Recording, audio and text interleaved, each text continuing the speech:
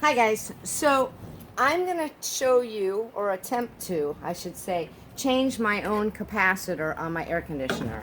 I got up this morning, the house was hot. Um, I came outside and the fan was not running. What I did then is I went inside and I Googled it.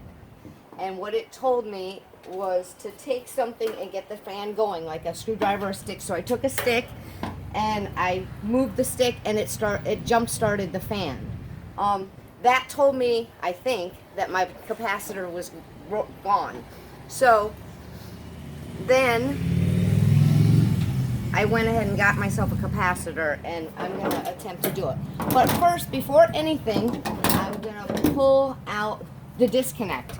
So the unit is off, and I'm going to pull out the disconnect. So now there's no power to the air conditioner at all. I'm going to take my, I don't know what kind of screwdriver this is. It's got that thing on it, but it fits the things holding the panel on. So I'm going to take this off, and hopefully this will teach you ladies out there how to change your own also and save a heck of a fortune from calling a repair guy. So I'm going to remove the panel.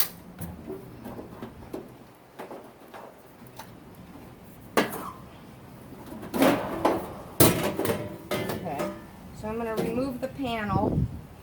And this down here, let's see if you can see it. Can you see? This down here is my capacitor. But before I do anything, there's supposed to be a charge to this capacitor. And you want to take the charge away so that you don't get shocked. So to do so, you want to take a screwdriver with a metal handle and touch it across both of these terminals along with, let me open this box.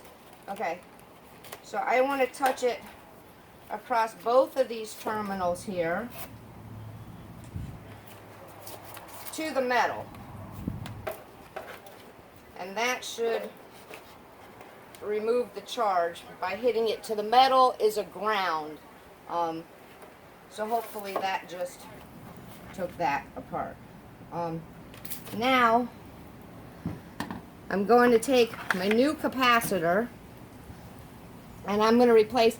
Now I wasn't sure because there's 2 wires here and 2 wires here, and on YouTube I did see a bunch of them with 3 wires. However, when I went to get this, I did ask an AC guy, you know, what does it matter which one these go to, and he said no, that they're both 4, whatever 4 means, but they're both the same. So I'm going to take one off at a time and take, whoa, the old one out, but it's pretty hot.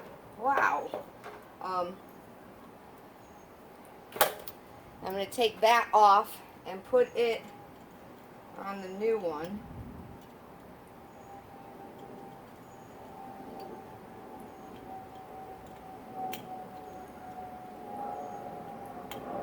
And make sure that it's snug. And then I'm going to take the other wire off. And now there's the old capacitor. Now that's hot, so maybe that does have something to do with what my issue is, hopefully here.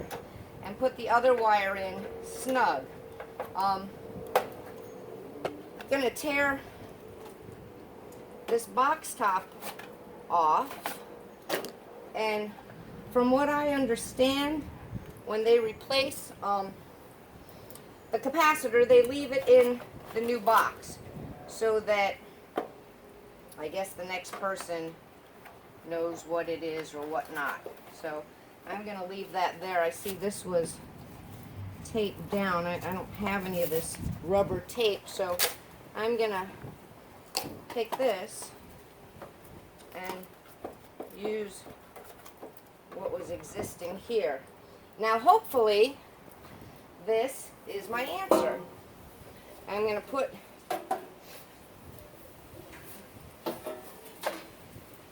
the panel back on. I secured the box into the position. I'm going to put the panel back on, so I think I am.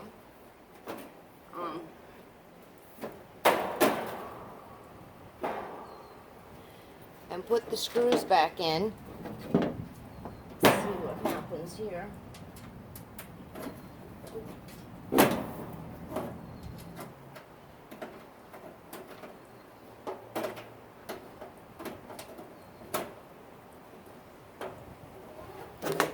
With the screwdriver, once again, tighten this panel back on.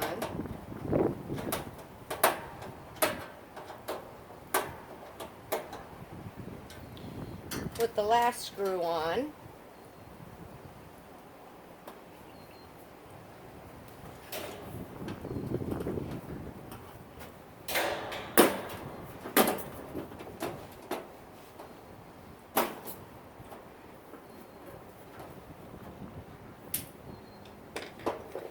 And then I'm going to put back this disconnect.